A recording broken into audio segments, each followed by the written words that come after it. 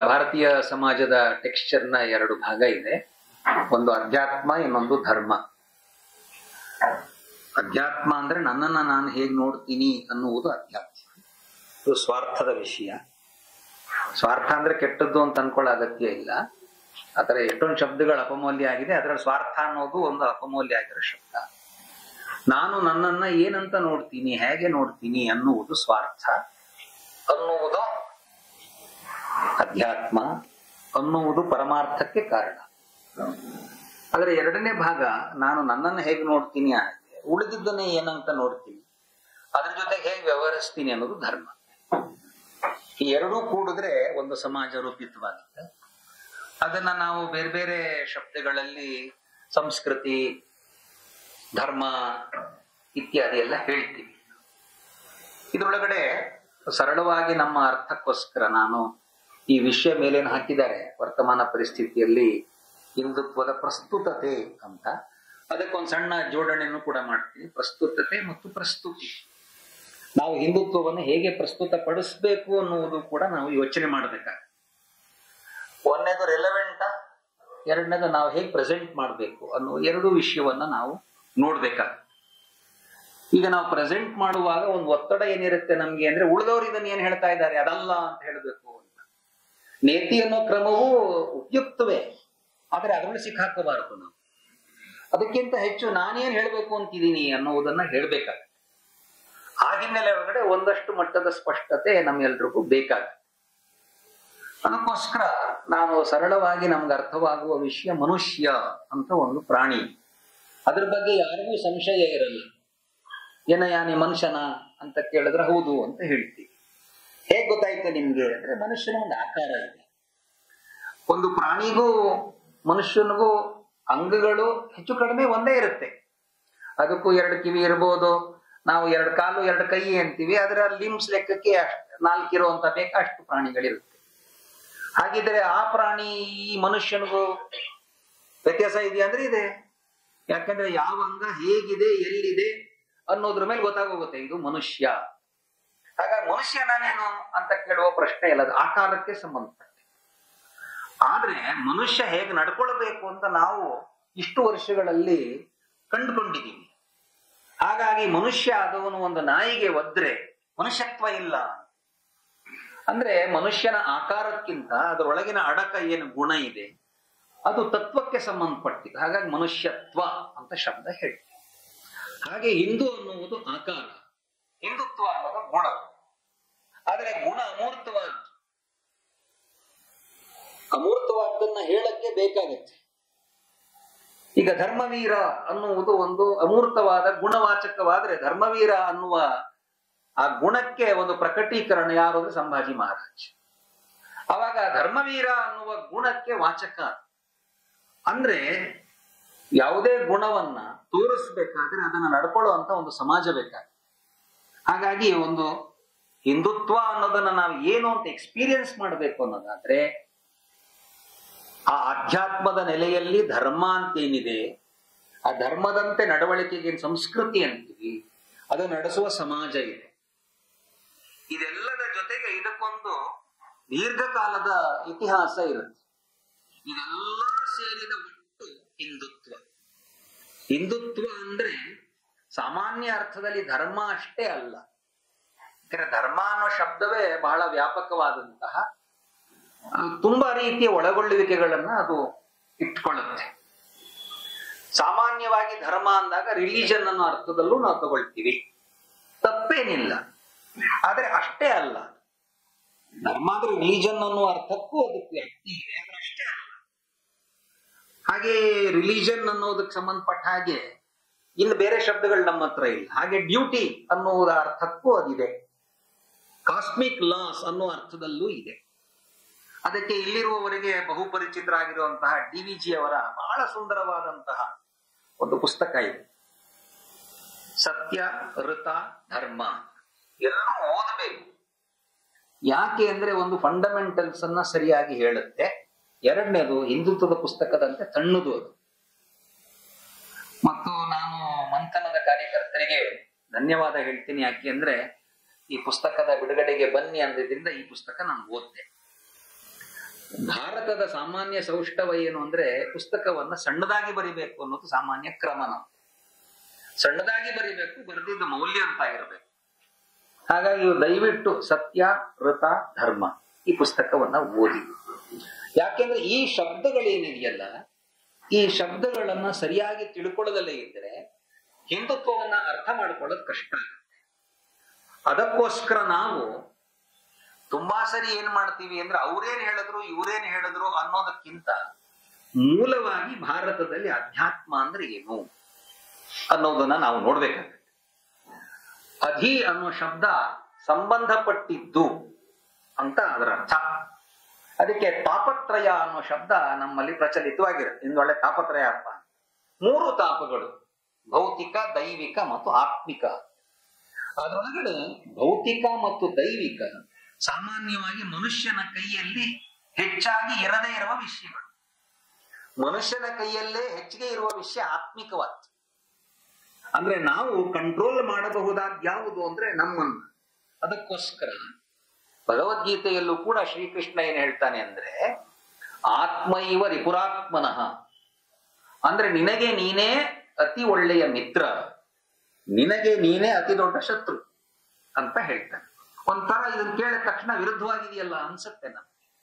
ಆದ್ರೆ ಅದರ ಮುಂದಿನ ಭಾಗದಲ್ಲಿ ಇದೆ. ಅದೇನ್ ಹೇಳ್ತಾನೆ ಅಂದ್ರೆ ಯಾವಾಗ ನಿನ್ನ ಸೆನ್ಸಸ್ ಮೇಲೆ ನಿನ್ನ ಕಂಟ್ರೋಲ್ ಇದೆಯೋ ಆವಾಗ ನಿನಗೆ ನೀನೇ ಮಿತ್ರ. ಯಾವಾಗ ನಿನಗೆ ನಿನ್ನ ಸೆನ್ಸಸ್ ಮೇಲೆ ಕಂಟ್ರೋಲ್ ಇಲ್ಲವೋ ಅವಾಗ ನಿನಗೆ ನೀನೇ ಶತ್ರು ಅಂತ ಹೇಳ್ತಾನೆ. ಅಂದ್ರೆ ನನ್ನ ಮೇಲೆ ನನಗೆ ಇರುವ ಹತೋಟಿ, ಇದಕ್ಕೆ ಸಂಬಂಧಪಟ್ಟಿದ್ದು ಅಧ್ಯಾತ್ಮ. ಅಧ್ಯಾತ್ಮ ಅಂದ್ರೆ ಈ ಲೋಕ ಬಿಟ್ಟು ಇನ್ನೊಂದಿಂದೇನೂ ಅಲ್ಲ. ಸ್ವರ್ಗ ಪ್ರಾಪ್ತಿ ಹೇಗೆ ಅನ್ನುವುದು ಅದರ ಉದ್ದೇಶ ಅಲ್ಲ. ಬದಲಾಗಿ ಈ ಬದುಕನ್ನ ನನ್ನನ್ನ ನಾನು ಅರ್ಥ ಮಾಡಿಕೊಳ್ಳುವ ದೃಷ್ಟಿಯಿಂದ, ನನ್ನನ್ನ ನಾನು ನೋಡಿಕೊಳ್ಳುವ ಕ್ರಮ, ಅದಕ್ಕೆ ಮಾರ್ಗಗಳು ಹಲವಿರಬಹುದು. ಅದು ಯೋಗ ಮಾರ್ಗ ಆಗ್ಬಹುದು, ಭಕ್ತಿ ಮಾರ್ಗವಾಗಬಹುದು, ಕರ್ಮ ಮಾರ್ಗವಾಗಬಹುದು, ಜ್ಞಾನ ಮಾರ್ಗವಾಗಬಹುದು. ಮತ್ತು ಆ ರೀತಿ ಅಪ್ರೋಚ್ ಹೋಗೋವನು ಕೂಡ 4 ರೀತಿಯಲ್ಲಿ ಆರ್ತೋ, ಅರ್ಥಾರ್ಥಿ, ಜಿಜ್ಞಾಸು, ಜ್ಞಾನಿ, ಈ 4 ಜನನು ಕೂಡ ಆ ಕಡೆಗೆ ಹೋಗ್ತಾರೆ ಅಂತ ಶ್ರೀಕೃಷ್ಣ ಹೇಳ್ತಾನೆ. ಅಂದ್ರೆ ಇದು ಅಧ್ಯಾತ್ಮ ಅನ್ನುವುದು ಈ ಲೋಕದಲ್ಲಿ ನನಗೇ ಸಂಬಂಧಪಟ್ಟಂತ ವಿಷಯ. ಹಾಗಾಗಿ ಭಾರತದ ಒಟ್ಟು ಚಿಂತನೆ ಏನು? ನಾನು ಮೊನ್ನೆ ಈ ಚರ್ಚೆಯಲ್ಲಿ ನೋಡುವಾಗ ಶಿವಾನಂದ ಕಣವಿ ಅವರು ನಿಮ್ಗೆ ಗೊತ್ತಿದೆ, ಚೆನ್ನವೀರ ಕಣವಿ ಅವರ ಮಗ. ಅವರು ಒಂದು ಹೇಳ್ತಾರೆ, ಈ ವಚನಕಾರರು ಸಮಾಜ ಸುಧಾರಕರ. ಯಾಕೆಂದ್ರೆ ಸಮಾಜ ಸುಧಾರಣೆ ಅನ್ನೋದು ಒಂದು ದೊಡ್ಡ ರೋಗ ನಮ್ಗೆಲ್ರಿಗೂ ಬಡಿದು ಬಿಟ್ಟಿದೆ.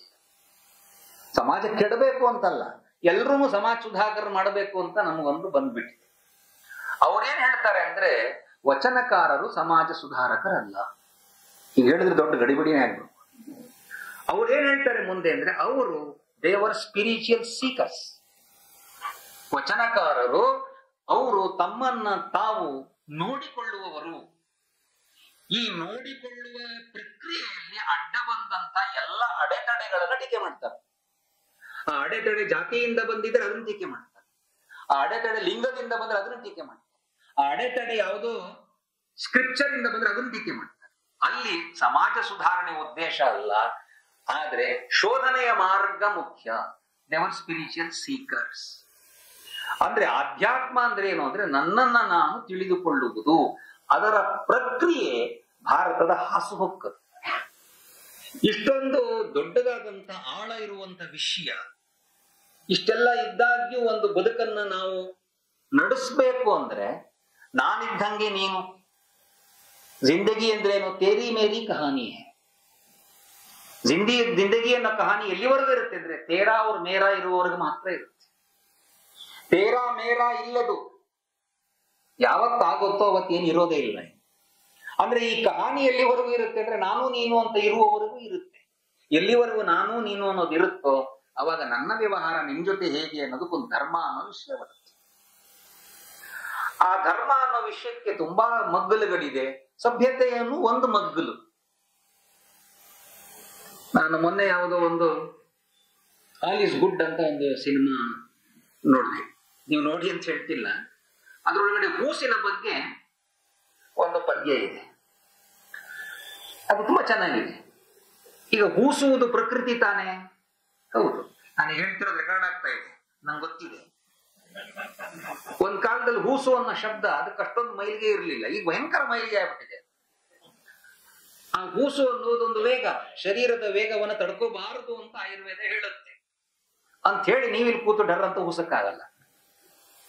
ಯಾಕೆಂದ್ರೆ ಇಲ್ಲಿ ಕೂತಿರೋರು ಉಳಿದವರ ದೃಷ್ಟಿಯಿಂದ ನೀವು ಶಬ್ದ ಮಾಲಿನ್ಯ ಮಾಡಬಾರದು, ಅದಕ್ಕಿಂತ ಹೆಚ್ಚು ವಾಯು ಮಾಲಿನ್ಯ ಮಾಡಬಾರದು ಅನ್ನೋ ಕಾರಣದಿಂದ ನಿಮ್ಗೆ ಅಕಸ್ಮಾತ್ ತಡ್ಕೊಳ್ಳಾರದೆ ಬಂದ್ರೆ ಎದ್ದು ಹೋಗಿ ಬರ್ಬಹುದು. ಇದು ಸಭ್ಯತೆಗೆ ಸಂಬಂಧಪಟ್ಟಂತ ವಿಷಯ. ಆದ್ರೆ ಈ ಸಭ್ಯತೆಯ ಹಿಂದ್ಗಡೆ ಇರುವುದು ಸಂಸ್ಕೃತಿ. ಅದೇನು ಅಂದ್ರೆ ನನ್ನಿಂದ ಏನೂ ತೊಂದರೆ ಆಗಬಾರದು ಅಂತ. ಅದ್ರಲ್ಲಿ ತೊಂದರೆ ಆಗಬಾರದು ಅನ್ನೋದು ಒಂದ್ ಭಾಗ. ಆದ್ರೆ ಅದೊಂದು ಕೃತಿಯಲ್ಲಿ ಒಂದಷ್ಟು ಉತ್ಕೃಷ್ಟತೆ ಬೇಕು ಅಂದಾಗ ಇನ್ನು ಚೆನ್ನಾಗಿ ಮಾಡುವುದು ಹೇಗೆ ಅನ್ನೋ ವಿಷಯ ಬರುತ್ತೆ. ಹಾಗಾಗಿ ಮನುಷ್ಯತ್ವ ಇರ್ಲಿ ಹಿಂದುತ್ವ ಬೇಡ ಅಂದ್ರೆ ಪ್ರಕೃತಿ ಇರ್ಲಿ ಸಂಸ್ಕೃತಿ ಬೇಡ ಅಂತ ಹೇಳಿದಂಗ. ಹಿಂದುತ್ವ ಅನ್ನೋದು ಪ್ರಕೃತಿಗಿಂತ ಇನ್ನು ಎತ್ತರದ ಮಟ್ಟದ್ದಾಗಬೇಕೇ ಹೊರತು ಪ್ರಕೃತಿಯ ಮಟ್ಟದ್ದಲ್ಲ. ಮನುಷ್ಯನಿಗೆ ಸಂಸ್ಕೃತಿ ಬಹಳ ಮುಖ್ಯ, ಪ್ರಾಣಿಗಳಿಗೆ ಅದು ಒಂದು ಮಟ್ಟದಲ್ಲಿರುತ್ತೆ. ಈಗ ಸಾಮಾನ್ಯವಾಗಿ ಒಂದು ಜೋಡಿ ಎತ್ತಿದ್ರೆ, ಸಾಮಾನ್ಯವಾಗಿ ನಮ್ಮ ದೇಶದಲ್ಲಿ ಜೋಡಿ ಎತ್ತಿ ರಾಮ ಲಕ್ಷ್ಮಣ ಅಂತ ಇಡುವ ಒಂದು ಪದ್ಧತಿ ಇದೆ. ಎಷ್ಟೇ ವರ್ಷ ಒಟ್ಟಿಗೆ ಇದ್ರು, ಒಟ್ಟಿಗೆ ಬಂದ್ರು ಕೂಡ ರಾಮನಿಗೆ ಜ್ವರ ಬಂದ್ರೆ ಲಕ್ಷ್ಮಣ ನೀನ್ ಸ್ವಲ್ಪ ತಿನ್ನೋ ಏನೋ, ನಾನು ಆಮೇಲೆ ತಿಂತೀನಿ ಏನಲ್ಲ, ಅದ್ರ ಪಾಡಿಗೆ ತಿಂದು ಎದ್ದು ಹೋಗುತ್ತೆ. ಆದ್ರೆ ಯಾವುದೇ ಎತ್ತು ತಿಂದಾದ ಮೇಲೂ ನಾಳೆಗೂ ಇರ್ಲಿ ನಿನಗೆ ಬೇಡ ಅಂತ ಪ್ಲಾಸ್ಟಿಕ್ ಕವರಲ್ಲಿ ಹಾಕೊಂಡು ಹೋಗಲ್ಲ.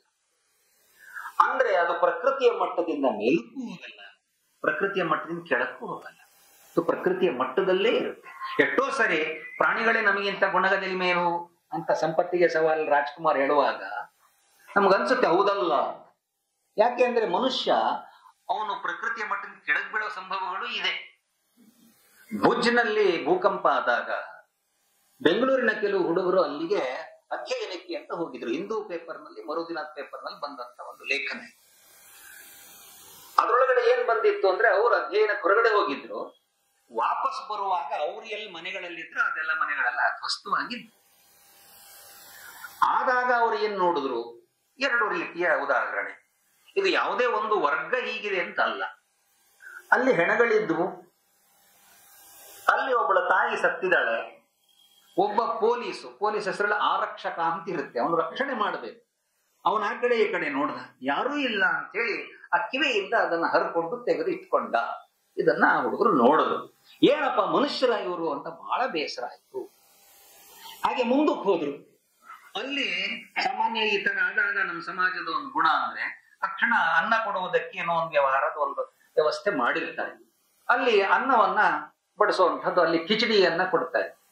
ಸಾಮಾನ್ಯವಾಗಿ ನಮ್ಮ ದೇಶದಲ್ಲಿ ಬಲಗೈಯಲ್ಲಿ ಅಂತ ಒಂದಿರುತ್ತೆ, ಆಕೆ ಎಡಗೈಯಲ್ಲಿ ಅಜ್ಜಿ ಕಿಚಡಿಯನ್ನ ಕೊಡ್ತಾ ಇದ್ದೆ.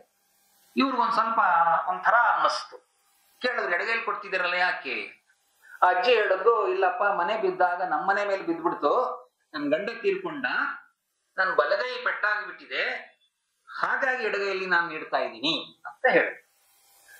ಆವಾಗ ಈ ಹುಡುಗರು ಬರೀತಾರೆ, ಒಂದ್ ಕಡೆ ಡ್ಯೂಟಿ ಬೌಂಡ್ ಆರಕ್ಷಕ ಅಲ್ಲಿ ಏನ್ ಮಾಡ್ತಾ ಇದ್ದಾನೆ, ಇವಳಿಗೆ ಆ ರೀತಿ ಯಾವುದೇ ಸರ್ಕಾರಿ ಡ್ಯೂಟಿ ಅಲ್ಲ, ಮನೆನೇ ಹಾಳಾಗೋಗಿದ್ರು ಕೂಡ ಅವಳು ಸೇವೆ ಮಾಡ್ತಾ ಇದ್ದಾಳೆ. ಮನುಷ್ಯ ಯಾವ ರೇಂಜ್ನಲ್ಲಿ ಕೆಳಗೆ ಮೇಲೆ ಆಗಬಹುದು, ಇದನ್ನು ಗಮನಿಸಿದಾಗ ಗೊತ್ತಾಗೋದು ಮನುಷ್ಯನಿಗೆ ಪ್ರಕೃತಿಯಿಂದ ಮೇಲ್ಮಟ್ಟಕ್ಕೆ ಬರಬೇಕಾದ್ರೆ ಅವನಿಗೆ ಒಂದಷ್ಟು ಪ್ರೇರಣೆ ಮತ್ತು ವ್ಯವಸ್ಥೆ ಬೇಕಾಗತ್ತೆ. ಅದಕ್ಕೆ ನಮ್ಮ ದೇಶದ ಸಂಸ್ಕೃತಿ ಅನ್ನೋದಕ್ಕೆ ಬಹಳ ಮಹತ್ವ ಕೊಟ್ಟರು. ಸಂಸ್ಕೃತಿ ಅಂದ್ರೆ ಸುಂದರವಾಗಿ ಮಾಡುವುದಷ್ಟೇ ಅಲ್ಲ, ಇನ್ನೊಬ್ರು ಒಳ್ಳೇದಾಗುವ ಹಾಗೂ ಮಾಡ್ಬೇಕು. ಈಗ ಒಳ್ಳೇದ್ ಯಾವುದು ಕೆಟ್ಟದ್ ಯಾವುದು ಅನ್ನೋ ಪ್ರಶ್ನೆ ಬಂದಾಗ ತುಂಬಾ ಜನ ಬಹಳ ಅದನ್ನ ಕಾಂಪ್ಲೆಕ್ಸ್ ಮಾಡಿರ್ತಾರೆ. ಹಾಗಿಲ್ಲ. ಅದಕ್ಕೋಸ್ಕರನೇ ವಚನಕಾರರು ಹೇಳ್ತಾರೆ, ಲಿಂಗ ಮೆಚ್ಚಿ ಅಹುದಹುದೆನಬೇಕು, ಅದೇ ಮಾಪದಂಡ. ಅದಕ್ಕೆ ಪ್ರತಿಯೊಬ್ಬನಿಗೂ ಪ್ರತಿಕ್ರಿಯೆ ಮಾಡುವಾಗ ನಾನು ಮಾಡ್ತಿರೋ ಸರಿ ಇದೆಯಲ್ಲ ಗೊತ್ತೇ ಇರುತ್ತೆ. ಅವನ್ ಕವರಪ್ ಆಪರೇಷನ್ ಏನೇನೋ ವಾದಗಳನ್ನು ಅವ್ನು ಹುಟ್ಟಿಸ್ಬೋದು. ಆದ್ರೆ ಅವನಿಗೆ ಗೊತ್ತಿರುತ್ತೆ ಇದು ಮಾಡೋ ಸರಿನಾ, ಇದು ಮಾಡೋ ತಪ್ಪ. ಅವ್ನು ಹೇಳ್ಬೋದು, ಎಲ್ರು ಭ್ರಷ್ಟಾಚಾರ ಮಾಡ್ತಿದಾರೆ, ನಾನೊಬ್ಬ ಬಿಟ್ರೆ ಏನಾಗುತ್ತೆ ಅಂತ ಹೇಳ್ಬೋದು. ಆದ್ರೆ ಭ್ರಷ್ಟಾಚಾರ ಮಾಡ್ತಿರೋ ಸರಿಯಾ ತಪ್ಪು ಅನ್ನೋದೇನು ಗೊತ್ತಿಲ್ವ ಅವನಿಗೆ? ಗೊತ್ತಿಲ್ಲ. ಪರೀಕ್ಷೆ ಕಾಪಿ ಮಾಡೋ ಪ್ರತಿಯೊಬ್ಬ ಹುಡುಗಂಗೂ ಗೊತ್ತಿಲ್ಲ. ರೆಡ್ ಲೈಟ್ ವೈಲೇಟ್ ಮಾಡಬಾರ್ದು ಪ್ರತಿಯೊಬ್ಬರಿಗೂ ಗೊತ್ತಿಲ್ಲ. ನನ್ನ ವಿವಶತೆ, ನನ್ನ ಸಂಸ್ಕಾರದ ಬಲ ಅದರ ಪರೀಕ್ಷೆಯಾಗಿ ಆಗ್ತಾ ಇದೆ. ಹಾಗಾಗಿ ಧರ್ಮ ಯಾವುದು ಅಂತ ಎಲ್ರಿಗೂ ಗೊತ್ತು, ಅಧರ್ಮ ಯಾವುದು ಅಂತ ಎಲ್ರಿಗೂ ಗೊತ್ತು. ಆದ್ರೆ ಅದರಂತೆ ನಡವಳಿಕೆ ರೂಪಿಸಬೇಕಾದ್ರೆ ಒಂದು ಸಮಾಜ, ಅದಕ್ಕೊಂದು ಪರಂಪರೆ ಬೇಕಾಗುತ್ತೆ. ಅದಕ್ಕೆ ಪ್ರೇರಣೆಯನ್ನ ಕೊಡುವಂತ ವ್ಯಕ್ತಿಗಳು ಬೇಕಾಗುತ್ತೆ. ಹಾಗಾಗಿ ನಮ್ಮಲ್ಲಿ ಈ ಧರ್ಮಕ್ಕೆ ಒಂದು ವ್ಯಾಖ್ಯೆ, ಯಾಕೆಂದ್ರೆ ಈಗಿನ ಕಾಲ ಎಲ್ಲ ಡೆಫಿನೇಷನ್ ಬೇಕು ಅಂತ ಹೇಳ್ತಾರೆ. ಆದ್ರೆ ಡೆಫಿನೇಷನ್ ಹೇಗಿರುತ್ತೆ? ಧರ್ಮಕ್ಕೆ ಡೆಫಿನೇಷನ್ ಏನು? ಧಾರಯತೆ, ಯಾವುದು ಅಪ್ಹೋಲ್ಡ್ಸ್, ಯಾವುದು ಒಂದು ಸಮಾಜವನ್ನ ಮೇಲ್ಮಟ್ಟಕ್ಕೆ ತರುತ್ತೋ ಅದು ಧರ್ಮ. ಹಂಗಂದಾಗ ನಮ್ಗೆ ಅರ್ಥವಾಗಲ್ಲ. ಅದಕ್ಕೋಸ್ಕರ ಮನುಸ್ಮೃತಿಯಲ್ಲಿ ಧೃತಿ ಕ್ಷಮಾ ದಮೋಸ್ತೇಯಂ ಶೌಚಂ ಇಂದ್ರಿಯ ನಿಗ್ರಹ ಧೀರ್ ವಿದ್ಯಾ ಸತ್ಯಂ ಅಕ್ರೋಧ ದಶಕಂ ಧರ್ಮ ಲಕ್ಷಣಂ ಅಂತ ಲಕ್ಷಣಗಳನ್ನ ಹೇಳುತ್ತೆ. ಕೋವಿಡ್ ಅನ್ನ ಕಾಯಿಲೆ ಯಾವುದೋ ಒಂದರಿಂದ ಬರುತ್ತೆ, ಬಂದ್ರೆ ಏನಾಗುತ್ತೆ, ನಿಮಗೆ ವಾಸನೆ ಅಷ್ಟಾಗಿ ಬರಲ್ಲ, ಹೀಗೇನೋ ಒಂದಷ್ಟು ಲಕ್ಷಣ ಹೇಳ್ಬೇಕು. ಅಷ್ಟಾದ್ರೂ ಲಕ್ಷಣ ಸರಿ, ಬಂದವ್ರಿಗೆ ಯಾವ್ದಾರು ಹೇಳ್ರಿ ಹೆಂಗಿರ್ತಾರೆ. ಅದಕ್ಕೋಸ್ಕರ ನಮ್ಮಲ್ಲಿ ರಾಮೋ ವಿಗ್ರಹವಾನ್ ಧರ್ಮ ಅಂತ ಒಂದಿದೆ. ಆದ್ರೆ ಧರ್ಮ ಹೇಗಿರುತ್ತೆ, ಧರ್ಮವಂತ ಹೇಗೆ ನಡ್ಕೋತಾನೆ ಅನ್ನೋದಕ್ಕೋಸ್ಕರ ನಿಮಗೆ ಪ್ರತಿಮೆಗಳನ್ನು ಕೊಡ್ಬೇಕು. ಅಂದ್ರೆ ಯಾವುದನ್ನ ನಾವು ಅಧ್ಯಾತ್ಮ ಅಂದಿದೀವಿ, ಯಾವುದನ್ನು ಧರ್ಮ ಅಂದಿದೀವಿ, ಯಾವುದರ ನಡವಳಿಕೆಯ ರೂಪಕ್ಕೆ ಸಂಸ್ಕೃತಿ ಅಂದಿದೀವಿ, ಅದನ್ನ ನಡೆಸುವಂತಹ ಸಮಾಜ, ಅದಕ್ಕೆ ಬೇಕಾದ ಪ್ರತಿಮೆಗಳು, ಅದನ್ನು ಉಳಿಸಿಕೊಳ್ಳುವುದಕ್ಕೆ ಬೇಕಾದ ಹೋರಾಟಗಳು, ಇದನ್ನ ಸಮಾಜಕ್ಕೆ ತರೋದಕ್ಕೆ ಬೇಕಾದಂತ ಎಲ್ಲಾ ವ್ಯವಸ್ಥೆಗಳು, ಇದೆಲ್ಲ ಸಮಗ್ರವಾಗಿ ಬಂದಾಗ ಅದು ಹಿಂದುತ್ವ ಆಗುತ್ತೆ. ಹಿಂದುತ್ವ ಅನ್ನೋದು ಒಂದು ಯಾವುದೋ ಸಣ್ಣ ಭಾಗವಲ್ಲ, ಭಾರತದ ಸಮಗ್ರ ಇತಿಹಾಸ ಅದು ಹಿಂದುತ್ವಕ್ಕೆ ಸಂಬಂಧಪಟ್ಟಿತ್ತು. ಇಲ್ಲಿ ಮತ್ತೆ ಈ ಶಬ್ದಗಳ ಜಾಲವು ಒಂದು ಬರುತ್ತೆ. ಪ್ರತಿಯೊಂದು ಶಬ್ದಕ್ಕೆ ಅದರದ್ದೇ ಆದಂತ ವ್ಯುತ್ಪತ್ತಿ ಶಾಸ್ತ್ರನೂ ಇರುತ್ತೆ. ಆದ್ರೆ ಎಷ್ಟೋ ಬಾರಿ ಏನಾಗುತ್ತೆ ಅಂದ್ರೆ, ನಮ್ಮಲ್ಲೇ ಶಾಸ್ತ್ರಕಾರರು ಹೇಳ್ತಾರೆ, ಯಾವುದು ನಾವು ಉಪಯೋಗಿಸ್ತಿರಲ್ಲ ಆ ಉಪಯೋಗದ ಬಲದಿಂದಲೇ ಅದಕ್ಕೆ ಅರ್ಥ ಬರುತ್ತೆ ಅಂತ. ಹಾಗೆ ನೋಡಿದ್ರೆ ಭಾರತ ಅನ್ನೋ ಶಬ್ದಕ್ಕೆ ವ್ಯುತ್ಪತ್ತಿ ಶಾಸ್ತ್ರವೂ ಇದೆ ಮತ್ತು ಸಂಸ್ಕೃತಿ ವಾಚಕ ಸೂಚಕವೂ ಇದೆ. ಆದ್ರೆ ಮೂಲತಃ ಹಿಂದೂ ಅನ್ನೋ ಶಬ್ದ ಇದು ಸಂಸ್ಕೃತಿಗೆ ವಾಚಕವಾಗಿರ್ಲಿಲ್ಲ, ಅದು ಭೂಮಿವಾಚಕವಾಗಿತ್ತು. ಆದ್ರೆ ಉಪಯೋಗ ಮಾಡ್ತಾ ಮಾಡ್ತಾ ಏನಾಗಿದೆ ಅಂದ್ರೆ, ಭಾರತ ಭೂಮಿವಾಚಕವಾಗಿ ಹಿಂದೂ ಅನ್ನೋ ಶಬ್ದ ಸಾಂಸ್ಕೃತಿಕ ವಾಚಕವಾಗಿದೆ. ಆಗ ಭಾರತೀಯ ಅಂದ ತಕ್ಷಣ ಸಿಟಿಸನ್ ಆಫ್ ಇಂಡಿಯಾ ಅನ್ಸುತ್ತೆ. ಅಂದ್ರೆ ಹಿಂದೂ ಅಂದ ತಕ್ಷಣನೇ ಭಾರತದ ಸಮಗ್ರವಾದ ಚಿಂತನೆಯನ್ನ ಒಳಗೊಂಡಿರುವ, ಮೈಗೂಡಿಸಿಕೊಂಡಿರುವವನು ಅಂತ ಅರ್ಥವಾಗಿದೆ. ಹಾಗಾಗಿ ಈಗಿನ ಕಾಲದಲ್ಲಿ ಭಾರತೀಯ ಅನ್ನೋದು ಯಾವ್ದಿದೆಯೋ ಅದನ್ನು ಹೆಚ್ಚು ಚೆನ್ನಾಗಿ ಹಿಂದೂ ಅನ್ನೋ ಶಬ್ದ ಹೇಳ್ತಾ ಇದೆ. ಇದು ಹೀಗೆ ಇರುತ್ತಾ ಅಂದ್ರೆ ಹೇಳಕ್ ಬರಲ್ಲ, ಈಗ ಹೀಗಿದೆ. ಹಾಗಾಗಿ ಈ ದೊಡ್ಡ ಚರ್ಚೆಯಲ್ಲಿ ಹಿಂದೂ ಅನ್ನೋ ಶಬ್ದ ವೇದದಲ್ಲಿದೆಯಾ, ಉಪನಿಷತ್ತಲ್ಲಿದೆಯಾ ಅನ್ನುವ ವಿಷಯವನ್ನ ಯಾರು ಅಕಾಡೆಮಿಕ್ಸ್ ಅವ್ರು ಚರ್ಚೆ ಮಾಡ್ಲಿ. ಇದು ಅದು ಒಂದೇನಾ ಅಂದ್ರೆ ಹೌದು, ನಮ್ಮ ಪ್ರಕಾರ ಹಿಂದೂ ಮತ್ತು ಭಾರತೀಯ ಎರಡು ಒಂದೇ. ಆದ್ರೆ ಈಗ ಹಿಂದೂ ಅನ್ನೋ ಶಬ್ದ ಇನ್ನೂ ಹೆಚ್ಚು ಸಾಂಸ್ಕೃತಿಕ ವಾಚಕವಾಗಿ ಇದೆ. ಈಗ ಆ ಹಿನ್ನೆಲೆ ಒಳಗಡೆ ಹಿಂದುತ್ವ ಅನ್ನುವುದು ಈ ದೇಶದ ಧರ್ಮ, ಸಂಸ್ಕೃತಿ, ಸಮಾಜ ಇವನ್ನೆಲ್ಲವನ್ನ ಚೆನ್ನಾಗಿ ಬಿಂಬಿಸುತ್ತೆ. ಆ ಕಾರಣದಿಂದ ಹಿಂದುತ್ವ ಅನ್ನೋ ವಿಷಯದ ಬಗ್ಗೆ ನಾವು ಚರ್ಚೆಯನ್ನ ಮಾಡ್ತಾ ಇದ್ದೀವಿ. ಮತ್ತು ಸಂಘದ ವಲಯದಲ್ಲಿ ಚರ್ಚೆ ಮಾಡುವಾಗ ಇದಕ್ಕೆ ಇನ್ನೊಂದು ಭಾಗ ಬಂದಿರೋದು ರಾಷ್ಟ್ರೀಯತೆ ಅನ್ನುವ ವಿಷಯ. ಈ ರಾಷ್ಟ್ರೀಯತೆಯನ್ನು ಕೂಡ ನಾವು ನ್ಯಾಷನಲಿಸಂ ಅನ್ನುವ ರೀತಿಯಲ್ಲಿ ಅನುವಾದ ಮಾಡಿದಾಗ ತುಂಬಾ ಎಡವಟ್ಟುಗಳು ಬರುತ್ತೆ. ಯಾಕಂದ್ರೆ ಈ ನ್ಯಾಷನಲಿಸಂಗೆ ಸಂಬಂಧಪಟ್ಟಂತ ವ್ಯಕ್ತಿಗಳು ಯಾರು ಇರ್ಬೋದು, ನೆಪೋಲಿಯನ್ ಇರ್ಬೋದು, ಸ್ಟಾಲಿನ್ ಇರ್ಬೋದು, ಯಾರು ಇರ್ಬೋದು. ಅದ್ರಲ್ಲಿ ಬಂದ ಕೆಲವು ಸಂಗತಿಗಳೇನೆಂದ್ರೆ, ಅದು ಫ್ಯಾಸಿಸಂ ಅನ್ನೋ ಶಬ್ದವು ಅದಕ್ಕೆ ಸೇರ್ಕೊಂಡ್ ಬಿಡುತ್ತೆ. ಯಾಕಂದ್ರೆ ಒಂದು ವಿಪರೀತವಾದಕ್ಕೆ ಸಂಬಂಧಪಟ್ಟಿದ್ದು ಅಂತ ಬರುತ್ತೆ. ಆವಾಗ ಏನಾಗುತ್ತೆ ಅಂದ್ರೆ, ಅವರ ನ್ಯಾಷನಲಿಸಂ ಅನ್ನೋಕ್ಕೆ ರೇಸ್ ಮತ್ತು ಲ್ಯಾಂಗ್ವೇಜ್ ಬಹಳ ಹತ್ತಿರವಾದ ಅದಿರ್ಬೇಕು ಅಂತ. ಆ ನೇಷನ್ ಅನ್ನೋ ಶಬ್ದವೇ ಒಂದು ಉತ್ಪತ್ತಿಯಿಂದ ಬಂದಿರೋದೇನು ಅಂದ್ರೆ ಸಮಾನ ರಕ್ತ ಅನ್ನೋ ತರದೆಲ್ಲ ಇದೆ. ಆ ಹಿನ್ನೆಲೆಯಲ್ಲಿ ನೋಡಿದಾಗ ಅಲ್ಲಿ ತುಂಬಾ ಬೇರೆ ಸಂಗತಿಗಳಿದೆ. ಆದ್ರೆ ನಾವು ರಾಷ್ಟ್ರೀಯತೆ ಅನ್ನುವಾಗ ಭೂ ಸಾಂಸ್ಕೃತಿಕವಾದಂತ ವಿಷಯವನ್ನ ಹೇಳ್ತೀವಿ. ಹಾಗಾಗಿ ಹೇಳುವಾಗ ಕಲ್ಚರಲ್ ನ್ಯಾಷನಲಿಸಂ ಅನ್ನೋ ಶಬ್ದ ಹೇಳ್ತಾ ಇದ್ದೀವಿ. ಇಲ್ಲಿ ನ್ಯಾಷನಲಿಸಂ ರಾಷ್ಟ್ರೀಯತೆ ಪರ್ಯಾಯ ವಾಚಕವಲ್ಲ, ಆದ್ರೂ ಅದನ್ನು ಉಪಯೋಗಿಸ್ತಾ ಇದ್ದೀವಿ. ಕಲ್ಚರ್ ಅನ್ನೋದು ಸಂಸ್ಕೃತಿಯೂ ಅಲ್ಲ, ಆದ್ರೂ ಅದನ್ನು ಉಪಯೋಗಿಸ್ತೀವಿ. ಸದ್ಯದ ರೀತಿಯಲ್ಲಿ ಅನ್ಕೊಂಡ್ರೆ ನಾವೇನ್ ಹಿಂದುತ್ವ ಅಂತ ಹೇಳ್ತಿದ್ದೀವಿ ಅದು ಈ ದೇಶದ ರಾಷ್ಟ್ರೀಯ ಕ್ಯಾರೆಕ್ಟರ್ಗೆ ಸಂಬಂಧಪಟ್ಟಿತ್ತು. ರಾಷ್ಟ್ರೀಯ ಅನ್ನೋದು ಕ್ಯಾರೆಕ್ಟರ್ ಸಂಬಂಧಪಟ್ಟಿತ್ತು. ಅಖಿಲ ಭಾರತ ಅನ್ನೋದು ವ್ಯಾಪ್ತಿಗೆ ಸಂಬಂಧಪಟ್ಟಿತ್ತು. ಅದಕ್ಕೆ ಈ ದೇಶದ ಕ್ಯಾರೆಕ್ಟರ್ ಯಾವುದು ಅಂದ್ರೆ ಹಿಂದುತ್ವ. ಹಾಗಾಗಿ ನಾವು ಇದನ್ನ ಯಾವುದನ್ನ ನಾವು ಸಾಮಾನ್ಯವಾಗಿ ಹೇಳುವಾಗ ವಿಶೇಷಣಗಳನ್ನ ಹೇಳ್ತೀವಿ, ಅಬ್ಜೆಕ್ಟಿವ್ಸ್ ಅಂತ ಹೇಳ್ತೀವಲ್ಲ. ಹಾಗಾಗಿ ಅಬ್ಜೆಕ್ಟಿವ್ ಯಾವುದು ಈ ದೇಶದ ಧರ್ಮಕ್ಕೆ ಅಂದ್ರೆ ಸನಾತನ. ಸನಾತನ ಇದು ಪ್ರಾಪರ್ ನೌನ್ ಅಲ್ಲ. ಸನಾತನ ಈ ಧರ್ಮದ ಕ್ವಾಲಿಟಿ ಅದು. ಯಾವಾಗಲೂ ಇರುವುದು, ಹಿಂದೆಯೂ ಇತ್ತು, ಇವತ್ತೂ ಇದೆ, ನಾಳೆಯೂ ಇರುತ್ತೆ ಅನ್ನುವುದು ಸನಾತನ. ಅದು ಈ ಧರ್ಮಕ್ಕೆ ಹೆಸರಲ್ಲ. ಈ ಧರ್ಮಕ್ಕೆ ಇರೋದರಲ್ಲಿ ಪ್ರಾಪರ್ ನೌನ್ ಏನಾದ್ರು ಇದ್ರೆ ಅದು ಹಿಂದೂ ಧರ್ಮ. ಹಾಗಾಗಿ ನಾವು ಯಾವ ಗೊಂದಲನೂ ಇಟ್ಕೊಳ್ಳೋ ಅವಶ್ಯಕತೆ ಇಲ್ಲ. ಹಿಂದೂ ಧರ್ಮ ಅನ್ನುವಾಗ ಸನಾತನ ಅದರ ಇನ್ಬಿಲ್ಟ್ ಒಂದು ಕ್ಯಾರೆಕ್ಟರಿಸ್ಟಿಕ್ ಅದು. ಯಾವುದೇ ಧರ್ಮ ಅದರ ಕ್ಯಾರೆಕ್ಟರಿಸ್ಟಿಕ್ ಸನಾತನ. ಧರ್ಮ ಧರ್ಮವಾಗಿರಬೇಕು ಅಂದ್ರೆ ಎಲ್ಲಾ ಕಾಲಕ್ಕೂ ಎಲ್ಲಾ ದೇಶಕ್ಕೂ ಅದು ಪ್ರಸ್ತುತವಾಗಿರಬೇಕು. ನಿನ್ನೆ ಮಾತ್ರ ಸರಿ ಇತ್ತು ಅಂದ್ರೆ ಅದು ಇವತ್ತಿಗೆ ಸರಿ ಆಗಲ್ಲ. ಅದರೊಳಗಡೆ ಕೆಲವು ವಿಷಯಗಳು ಬರುತ್ತೆ. ಸಾಮಾನ್ಯ ಧರ್ಮ, ಯುಗ ಧರ್ಮ, ಆಪತ್ ಧರ್ಮ, ಧರ್ಮ ಸಂಕಟ, ಇವೆಲ್ಲ ಶಬ್ದಗಳು ಬರುತ್ತೆ. ಇದನ್ನು ನಾವು ಸ್ವಲ್ಪ ಯಾವಾಗಲಾದ್ರೂ ತೆಗೆದು ನೋಡ್ಬೇಕಾಗುತ್ತೆ. ಸಾಮಾನ್ಯ ಧರ್ಮ ಅನ್ನುವುದು ಯಾವಾಗಲೂ ಇರುವ ವಿಷಯ. ಆದ್ರೆ ಕೆಲವೊಮ್ಮೆ ಟೈಮ್ ಡಿಮ್ಯಾಂಡ್ಸ್ ಅನ್ನೋ ಕಾರಣಕ್ಕೆ ವಯೋಲೇಷನ್ ಕೂಡ ಧರ್ಮ ಆಗಬಹುದು. ಆದ್ರೆ ಆ violation is an exception, not the rule.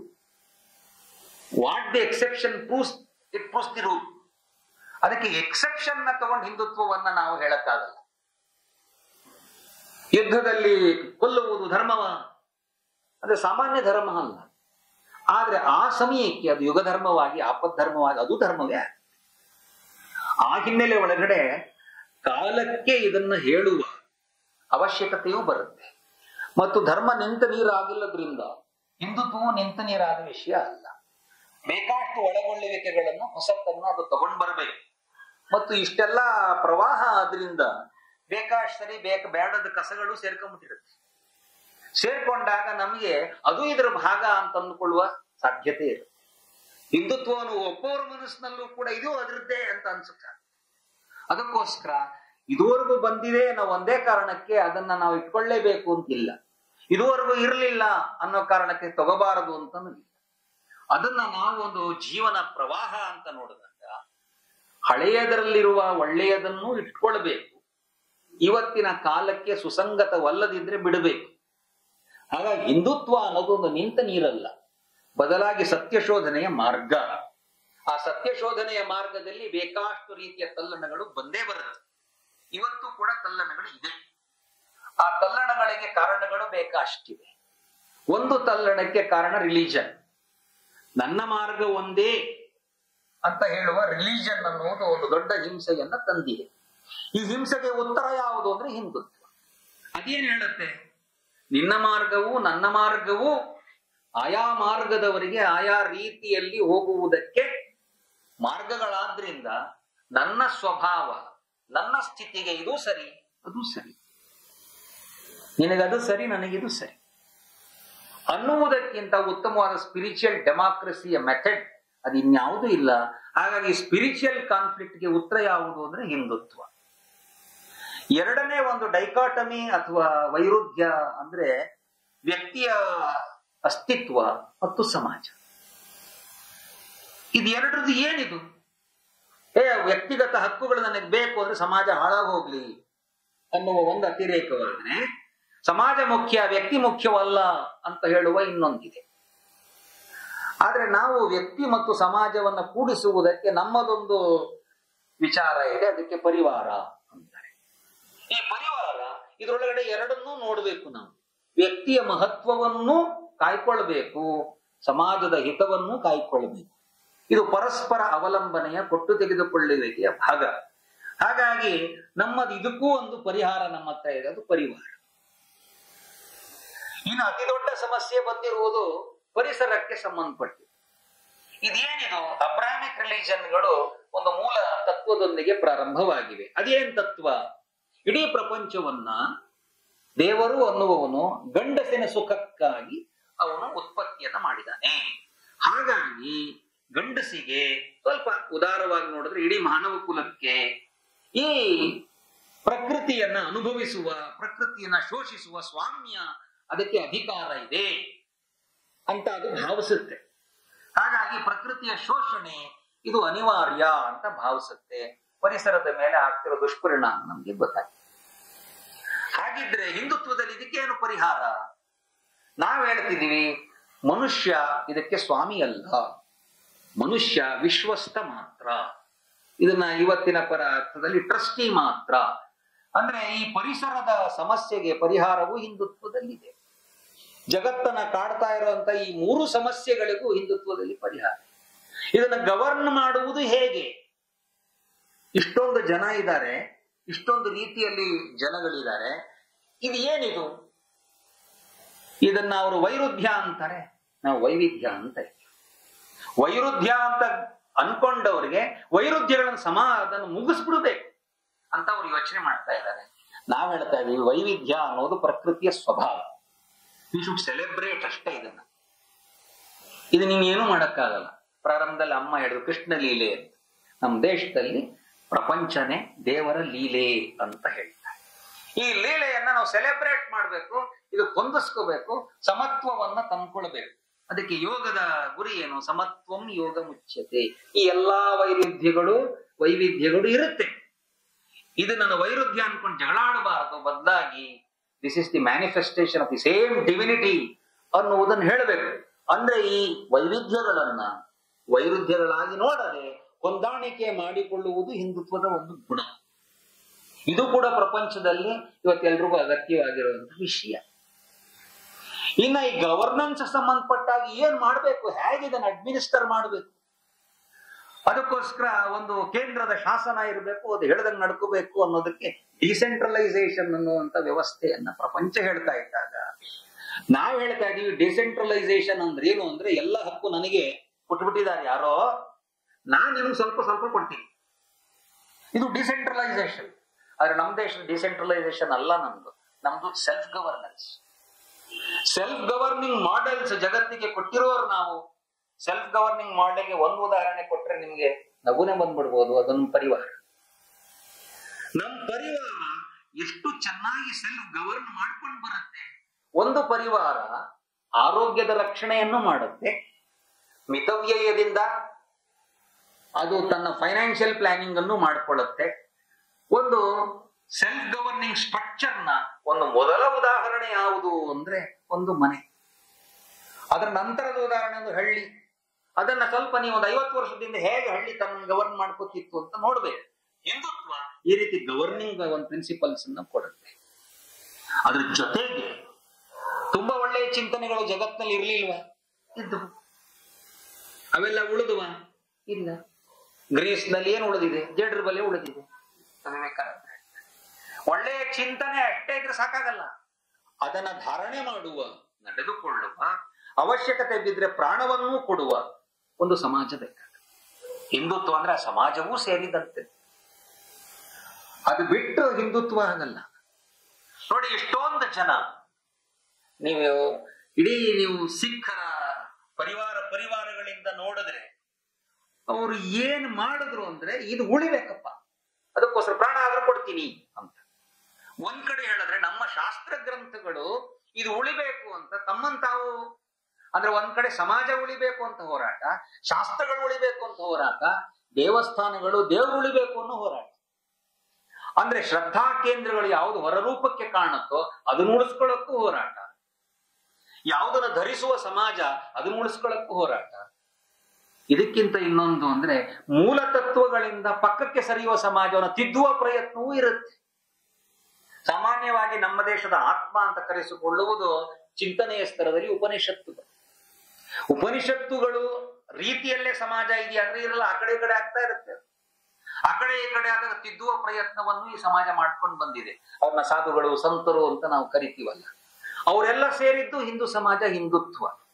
Hindutva ಅಂದ್ರೆ ಒಂದ್ಯಾವುದೋ ಒಂದು ಶಾಖೆ ಅಲ್ಲ, ಒಂದೇ ರೀತಿಯ ವಿಚಾರವನ್ನ ಮಾಡ್ಕೊಂಡು ಬಂದವರಲ್ಲ. ಈ ದೇಶದಲ್ಲಿ ಬೇರೆ ಬೇರೆ ಭಾಷೆಗಳಲ್ಲಿ ಬೇರೆ ಬೇರೆ ಕಾಲದಲ್ಲಿ ಈ ಮೂಲ ಆಧ್ಯಾತ್ಮಿಕ ಚಿಂತನೆಯನ್ನ, ಧರ್ಮವನ್ನ ಮತ್ತೆ ಮತ್ತೆ ರಿಫೈನ್ ಮಾಡುವ ಕೆಲಸ ಮಾಡಿರುವವರು ಹಿಂದುತ್ವದ ಭಾಗನೇ. ಇಲ್ದಿದ್ರೆ ಕೆಲವರನ್ನಷ್ಟೇ ಸೇರಿಸಿ ಆಗುವ ಒಂದು ಅಪಾಯ ಇರುತ್ತೆ. ಸಂಸ್ಕೃತ ಮಾತ್ರ ಹಿಂದುತ್ವನ? ನನ್ನ ಕನ್ನಡ ಬಿಟ್ಟು ಹೆಂಗೆ ಹಿಂದುತ್ವ ಇರಕ್ ಸಾಧ್ಯ? ತಮಿಳ್ ಬಿಟ್ಟು ಹಿಂದುತ್ವ ಹೇಗೆ ಸಾಧ್ಯ?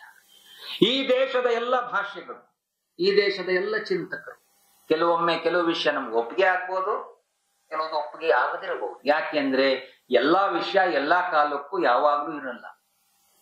ಅದು ಆಯಾ ಸಂದರ್ಭಕ್ಕೆ ವಿಶ್ಲೇಷಣೆಯ ಸಂದರ್ಭಕ್ಕೆ ಅದು ಅನುಕೂಲಕರವಾಗಿರುತ್ತೆ.